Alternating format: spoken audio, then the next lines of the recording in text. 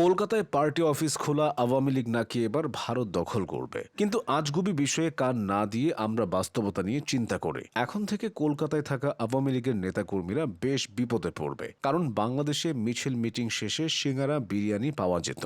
এখন কলকাতায় মিছিল শেষে বিরিয়ানির আশায় থাকা কর্মী যদি শোনে দাদা খেয়ে এসেছেন নাকি গিয়ে খাবেন, ব্যাপারটা কেমন হবে? এছাড়া ধরুন কেউ ওবায়দুল কাদেরকে বলল দাদা অর্ধেক মিষ্টি দিয়েছে, পুরোটা খাবেন কিন্তু। অপমানিত বোধ করে ওবায়দুল কাদের বলতে পারে ভালো হয়ে যাও দাদা, ভালো হয়ে যাও। কলকাতাবাসীর কৃপণতা নিয়ে একটা কৌতুক আছে। এক লোক গেছে তার বোনের বাসায়, গিয়ে দরজায় নক করলো। প্রথমবার কেউ খুলল না, আবার নক, কোনো সারা শব্দ নেই। তারপর সে আবার নক করলো, কিন্তু না, এবারও দরজা খোলার কোনো নাম নেই। শেষমেশ আর না পেরে বলল দিদি আমি খেয়ে এসেছি তো। দিদি বলল ওরে দুষ্টু, তা আগে বলবি নে। সুতরাং আওয়ামী লীগের কেউ যদি কারো বাসায় যান তাহলে আগে থেকেই জানিয়ে দিবেন আপনি খেয়ে এসেছেন। আওয়ামী লীগের কর্মীদের এখন ভারতের জাতীয় সঙ্গীত মুখস্থ করা লাগবে, কারণ সভা সমাবেশ শুরু হবে আমার সোনার বাংলা দিয়ে, আর শেষ হবে জনগণমন অধিনায়ক জয় হের মাধ্যমে। তবে আওয়ামী লীগের কাছ থেকে কলকাতাবাসী নানানভাবে উপকৃত হতে পারে। কিভাবে রাতের ভোট করে দিনের চাপ কমাতে হয় তা শিখতে পারবে। তাছাড়া ভোটারদের কষ্ট কমাতে কিভাবে তাদের ভোটগুলো অন্যরা দিবে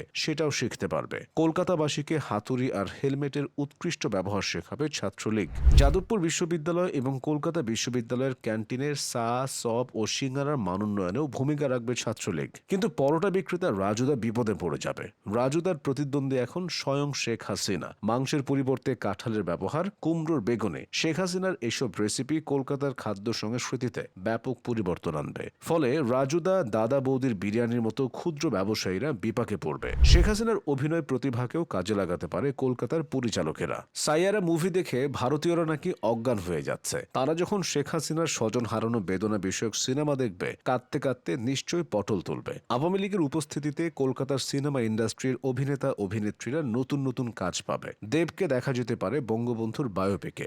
দেব যদি বুদ্ধিমান হয় তাহলে $1 পারিশ্রমিক নেবে। পরবর্তীতে কলকাতার নিউ টাউনে পেয়ে যাবে আস্ত একটা প্লট। কলকাতায় যদি হঠাৎ প্রাকৃতিক দুর্যোগ দেখা যায় তাহলে চিন্তার কোনো কারণ নেই, কারণ পৃথিবীতে এমন দুর্যোগ নেই যেটা মোকাবিলার ক্ষমতা সাদ্দামের ছাত্রলীগের নেই। এছাড়া মানবিক কাজের জন্য ফারাজ করিম তো আছেই। আওয়ামী লীগের কাছ থেকে কলকাতাবাসী নানান সুবিধা পেলেও প্রযুক্তি, ফুটবল ও সঙ্গীত এই তিনটি ক্ষেত্রে বঞ্চিত হবে। প্রযুক্তির পলক, ফুটবলের ব্যারিস্টার সুমন এবং সঙ্গীতের মমতাজ এখন চার দেয়ালের মাঝে বন্দী। এদিকে এশিয়া কাপ শুরু হতে আর বেশি দেরি নেই। এতে বাংলাদেশ যদি ভারতের মুখোমুখি হয় তাহলে কলকাতার আওয়ামী বাসিন্দারা কোন দলকে সমর্থন করবে? এই সমস্যার সমাধান তখনই হবে যখন আওয়ামী লীগের মাধ্যমে ভারত ও বাংলাদেশ মিলে আস্ত একটা দেশ হবে। কিন্তু সেখানেও সমস্যা আছে। ভারত এত এত ট্রফি জেতার পরও ভারতীয়রা ক্রিকেটারদের বাড়িঘর ভাঙচুর করে। এখন তারা যদি নাজমুল শান্ত, লিটনদারদের পারফরমেন্স দেখে তাহলে তো ক্রিকেটারদের বাসায় সেনাবাহিনী মোতায়েন করতে হবে। যাই হোক, গ্লোবালাইজেশনের এই যুগে পড়াশোনা, চাকরি থেকে শুরু করে সবকিছুতে দেশ বিদেশ কোনো বাধা হচ্ছে না।